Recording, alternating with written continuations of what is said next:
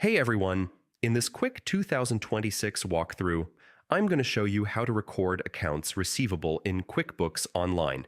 Basically, how to track the money customers owe you. It's simpler than it sounds, so let's jump right in. First thing you want to do is head over to the sales area. So, on the left side menu, click Sales, then choose Invoices. This is where QuickBooks keeps everything related to what customers owe. Next, we're going to record that receivable by creating a new invoice. Just click the New Invoice button. If you don't see it, it should be in the top right corner. Yeah, QuickBooks moves things sometimes, but it's usually right there. Choose the customer who owes you money. If they're new, you can add them on the spot by clicking Add New. Fill in their name, email, and anything else you need. Quick pause here. Make sure the invoice date is correct because, that affects your aging reports later.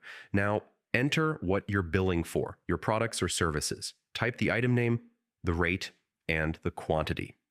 QuickBooks will calculate everything for you. If you're just charging a simple amount, you can type a description and put the total in manually. That works too.